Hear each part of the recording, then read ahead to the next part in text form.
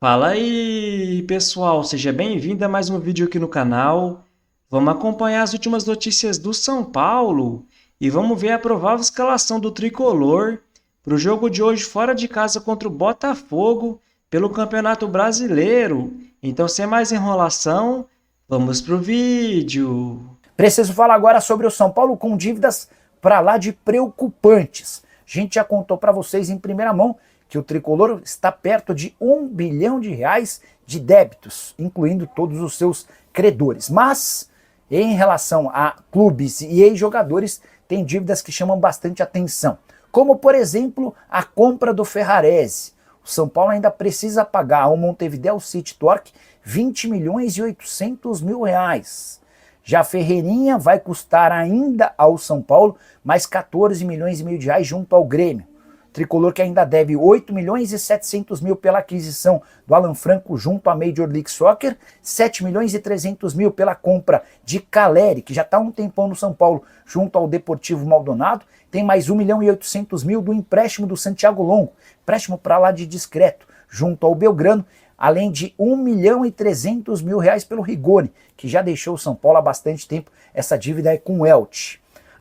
Tem mais um detalhe, um número assustador. O número é baixo, mas chama atenção porque o Ramal Lewis teve passagem para lá de discreta e o São Paulo ainda deve quase 1 milhão de reais ao Newcastle. Para completar, preciso te contar que o São Paulo precisa pagar a Gabriel Neves 7 milhões e meio de reais pela passagem do uruguaio, além de mais 7 milhões e 300 mil a Yaxon Mendes. Esses jogadores vieram livres e a partir daí as dívidas do São Paulo passaram a ser com esses atletas, informações divulgadas pelo pessoal do Anotações Tricolores. Olha, o São Paulo não tem jeito, por mais que a gente tente olhar aquele famoso copo meio cheio, meio vazio, olhar para o lado... Você costuma olhar cheio. o copo meio cheio ou meio vazio? Depende da situação, né? Tem momentos que você percebe que a tendência é melhorar, aí você começa a ver as coisas boas para esse copo encher. Mas tem situações que você olha o copo na metade e você fica com mais medo desse copo esvaziar. É o caso do São Paulo. Tá jogando futebol muito ruim, 3 empates seguidos, só um gol marcado. O futebol não convence, a torcida percebeu já, está desconfiada de muita coisa que está acontecendo. O Zubeldia cada vez mais sob pressão e a diretoria tenta sustentar de uma maneira até estéril, porque quem convive no futebol sabe que quando chega nessa situação, vide Pedro Caixinha, chega nessa situação de que a cada jogo o técnico ganha uma sobrevida, é sinal de que a pergunta não é se vai cair ou não, é quando vai cair. Então, basta perder um jogo mais ou menos aí, ou perder 2 jogos seguidos, que o Zubeldia vai cair. Então tá muito difícil para o São Paulo. E a dificuldade aumenta ainda mais quando os seus 2 principais jogadores ficam fora várias partidas, por questões clínicas e físicas. O São Paulo sem o Lucas e sem o Oscar é quase um time de muleta. É quase um time que não consegue ter inspiração para criar, para fazer gols. Está vivendo hoje das jogadas isoladas do Ferreirinha. Nem o Luciano, que muitas vezes é uma válvula de escape, está funcionando. O Caleri, então, nem se fala. Não faz um gol fora de casa há quase um ano. E no Morumbi também não está resolvendo. Então a situação do São Paulo é complicada. Não pode brincar com o Campeonato Brasileiro, hein? Não pode brincar com o Campeonato Brasileiro. Se deixar para recuperar depois, não é toda vez que acontece como aconteceu com o Corinthians no ano passado, não. Isso não é receita de bolo. É uma vez em cada não sei quantas. O Brasileirão não aceita desaforo, é isso que o Alex está querendo dizer. O São Paulo precisa se cobrir e não ficar focado, a que momento teremos a troca no treinador. Se tem a convicção de uma troca, vai lá e troca. Gente, qual que é a mudança de uma Vai lá semana e para troca. outra? Não, vamos esperar talvez perder para o Botafogo para trocar. Ou você tem convicção na sua equipe, no seu time, ou não. Só que os dirigentes acabam se escondendo horrível. muito em cima de resultados e fica essa pendência, essa sobrevida, como disse o Alex. É bem verdade, né? Que apesar do trabalho ter sido, vamos taxar como regular do Zubeldia, nesse atual momento ele está com sérias dificuldades na montagem da equipe. Ele que inclusive não gosta muito parece que não gosta muito de trabalhar com os garotos da base, já na última partida o meio campo dele todo era formado pelos garotos de base, ele não tem o seu principal jogador, não tem o seu principal reforço. Tudo isso vai refletir num trabalho que é regular, mas como bem disse o Alex, o Brasileirão não aceita desaforo. Então eu entendo que se a diretoria pensa que o Zubeldia chegou no limite, chegou no teto dele, ele não consegue extrair nada mais do elenco, encerre o ciclo. Se não, deixa ele continuar, mas eu acho pouco provável e muito vai passar mesmo pelos resultados ou pelo resultado contra o Botafogo. Jogo difícil, encardido e pesado lá no tapetinho, sem força máxima, complicadíssimo para o São Paulo. Tirando o Caleri, o Arboleda volta, é isso também? O Arboleda volta, treinou normalmente, né? Ele estava com aquele incômodo muscular que o tirou no intervalo do jogo do Aliança, nem me lembro disso, e o tirou do jogo com o Cruzeiro, ele fez bastante falta. Embora o Juan tenha jogado no limite dele, a questão da bola aérea muda muito, né? O Arboleda, eu acho que o esteio da zaga.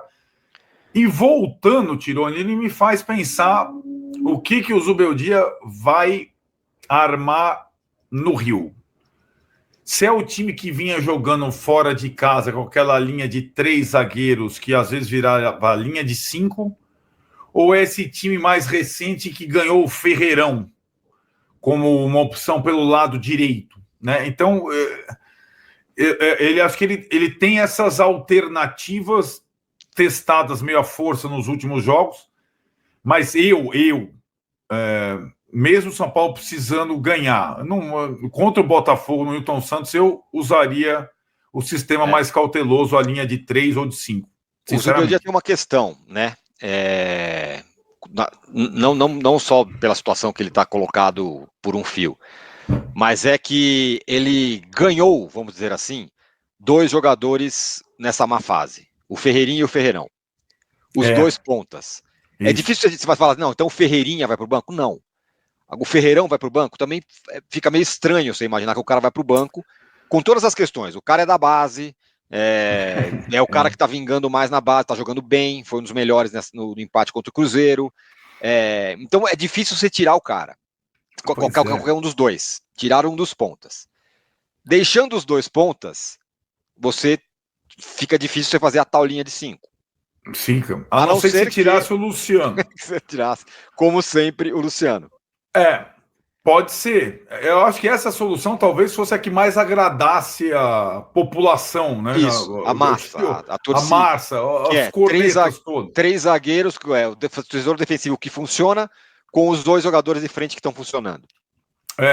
Não agradaria, nós vamos falar desse tema daqui a pouco, não agradaria os analistas ex-jogadores. Eles falariam que o Zubeldia está sendo covarde, né? Provavelmente eles gostariam mesmo com 2 pontas? Sim, porque eles gostariam provavelmente do Luciano no lugar ou do Cédric ou de um dos zagueiros, né? Porque assim né? Assim mas aí você abre mão dos 3 zagueiros. Pois é, né? Não, mas ficou claro que os 3 sem o Arboleda e com 2 zagueiros fica difícil. O time fica mais vulnerável, foi o que aconteceu com o Cruzeiro. Foi o primeiro gol que o São Paulo tomou. Cobertor curto, né? É aquele cobertor curto. Você coloca mais atacantes, o time fica mais vulnerável, né? Então falta um jogo contra o Botafogo fora, né? Não é pois espero que seja...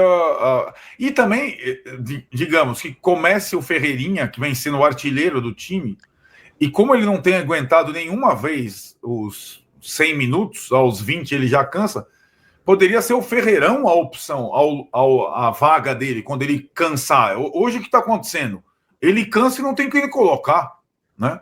Então, mas não dá para fazer isso que eu te falei? Linha de 5, Cedric, Ferrarese, Arboleda, Alan Franco e Enzo. Alisson, Marcos Antônio. Ferreirinha, Ferreirão, Caleri. Dá, fica um rombo no meio, mas dá. Tipo um 3-4-3, né?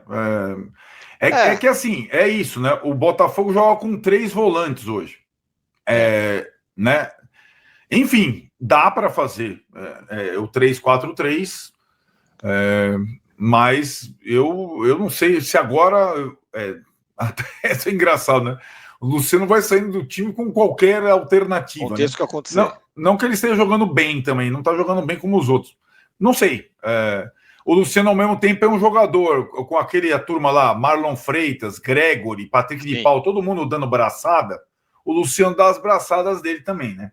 Nessa terça-feira saiu uma matéria muito boa no GE, aliás, assinada pelo Bruno Gilfrida, que é um bom repórter e tal. É curioso que ele posta no Twitter dele: entenda porque o São Paulo não cogita Zubeldia no momento.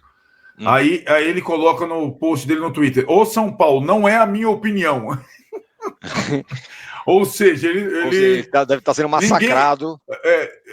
Ninguém quer ficar muito na nossa situação, minha, tua e de outros, né? Sim. Do Plihal, do Lugano. É que tem uma turma que acha que a troca de técnico é pior para o São Paulo, como a gente. Pior do que outra possibilidade. Simplesmente isso. Bom, enfim. Isso é conhecido como ponto de vista também. Ponto de vista. E o que a matéria do Bruno traz é que um dos fatores, são vários, na opinião, da direção do São Paulo. Um dos fatores é o fato de ele não ter podido contar com os principais jogadores nos últimos jogos. Né? O Lucas e o Oscar não estrearam no Brasileiro. O Lucas não estreou na Libertadores. Né? Além do Luiz Gustavo, do Pablo, o Lucas voltou a trabalhar com bola nessa terça-feira no campo ao lado do Pablo Maia. Isso está surpreendendo, hein? O Oscar ainda não saiu do refis. Então, eu não acredito em Oscar em Assunção, no Paraguai, eu acredito em Lucas. Pablo eu também não acredito, mas o Pablo já está me dando alguma esperança. Né? Então, esse é um dos motivos, ele não ter contado com os principais jogadores. O segundo, a diretoria entende que ele fez coisas significativas desde aquele desastre de Brasília, Velo Clube. Criou o sistema com 3 zagueiros, criou o sistema híbrido com Cedric e Ferrarese, colocou como titular o Ferreirão, começou a colocar os caras da base, reabilitou o Marcos Antônio, que estava sem condição de jogar. Então, de lá e perdeu um jogo, que foi contra o Palmeiras daquele jeito. Só ressalta que isso, esse é o ponto de vista da direção do São Paulo. Direção do São Paulo. Isso. Não, exatamente. Não que você acha isso e, portanto, você não defende o Zubeldia. Eu estou lendo a matéria do Gil Frida, que fala da direção do São Paulo. Né? Então não sou eu que estou... Eu concordo com esses pontos, mas são pontos que o Gil Frida levantou com a direção do São Paulo. Bom, então tem essa... E também de não ter... Aí tem o terceiro ponto. A questão econômica. Trocar o Zubeldia significaria um prejuízo muito grande. Multa, contratação de um técnico mais caro, num ano muito difícil. Quarto ponto, a não garantia de que as coisas melhorariam, nem mesmo com o Dorival, com esse cenário que o São Paulo tem para 2025. Para proteger, entre aspas, o trabalho do Zubeldia, fica muito uma questão de uma análise de que o elenco do São Paulo é curto, o elenco é ruim. E eu não vejo dessa maneira. Eu questiono. Qual foi a grande apresentação do São Paulo na mão do Zubeldia? Assim, um jogo de encher os olhos. Você fala assim, nossa, mas que jogo que o São Paulo fez. Amassou o adversário, goleou. Não. Puxa na memória. Do ano passado para cá. Não, e assim, até falando sobre o avanço, né, no Paulistão, e assim, jogo com gol de churrasco, mesmo ganhando bem, era assim, uma apresentação. O São Paulo teve apresentações eficientes, jogos que o São Paulo fez que foram eficientes. Por exemplo, um jogo eficiente do São Paulo contra o Barcelona de Guayaquil, lá em Guayaquil, na Libertadores do ano passado. Foi um jogo eficiente. Contra o Tajeres, no Morumbis, jogo eficiente. Mas não um futebol de encher os olhos. Vistoso, né? Por mesmo exemplo, que tenha jogadores, né, como o Lucas, como o Oscar, que são jogadores habilidosos, talentosos, mas não fez essa vista. São Paulo e Corinthians no Morumbis, o jogo da volta da Copa do Brasil, com o Lucas. Um jogo que botou no Corinthians no bolso. Dorival Júnior. Com o Dorival Júnior, o São Paulo fez grandes jogos. Mesmo a gente colocando na pauta que o Dorival não conseguia vencer fora de casa. E aí, aos críticos do Zubeldia, eu digo, o Zubeldia não consegue vencer em casa. Então, Então vamos comentar sobre essas últimas notícias do São Paulo. E o Tricolor entra em campo hoje, né, jogando fora de casa contra o Botafogo pelo Campeonato Brasileiro. É um jogo muito importante para o São Paulo tentar buscar os 3 pontos, porque até agora são 9 disputados e apenas 3 ganhos. E para esse jogo, o treinador Luiz Zubeldia deve contar com as voltas do Arboleda e do Caleri. Então a provável escalação do São Paulo para esse jogo deve ter Rafael, Ferrarese, Arboleda, Alan Franco e Enzo Dias. Alisson, Marcos Antônio, Luciano, Lucas Ferreira, Caleri e Ferreirinha. E a partida de hoje também é muito importante para o Zubeldia, que segue muito pressionado no comando do São Paulo, e com razão. Dia 20 agora já vai fazer um ano, né, que ele comanda o tricolor. Na minha opinião, o São Paulo é um time muito mal treinado, que não mostra muita evolução. É um treinador que não gosta muito de utilizar a base. Ele começou a usar os garotos apenas agora, né, galera? No Libertadores, no Campeonato Brasileiro. Por que não fez isso no Campeonato Paulista, por exemplo? Os comentaristas que ainda seguem defendendo o Zubeldia falam que tem que dar mais tempo para ele, para esperar o Oscar, né, o Lucas Moura voltar de lesão, para avaliar melhor o time. Mas em vários jogos do Campeonato Paulista, o São Paulo também jogou muito mal com o Oscar e Lucas Moura em campo. Alguns exemplos, né? São Paulo e Inter de Limeira, final de jogo 0-0. Mando de campo do São Paulo, né, jogando em Brasília, com Lucas Moura e Oscar em campo. São Paulo e Velo Clube, final 3-3, com Lucas Moura e Oscar em campo. São Paulo contra Ponte Preta no Morumbis, 2-1 Ponte Preta, com Lucas Moura e Oscar em campo. Então será mesmo que é só a falta do Lucas Moura e o Oscar que o São Paulo não vem mostrando muita evolução? Outra coisa que esses comentaristas que defendem o Zubeldia falam, que eu discordo, que o elenco do São Paulo está bem mais fraco do que do ano passado, porque saiu 18 jogadores e chegaram apenas 4. Mas será realmente que esses 18 jogadores vinham jogando pelo São Paulo? Vocês podem ver aqui agora, desses vários jogadores que deixaram, né, o elenco do São Paulo, muitos nem jogavam praticamente no time. Exemplos: Matheus Belém, Raí Ramos, Jamal Lewis, Orejuela, Jackson Mendes, Santiago Longo, Ibali, Nicão, Caio Mateus. Então só aqui, se eu não me engano, são 9. Então já não são 18 saídas, né, galera? São apenas 9, que realmente importa. Mas aí eu pergunto para vocês, vocês preferem o Wellington, lateral esquerdo, que saiu, ou o Enzo Dias e o Wendel, que chegou?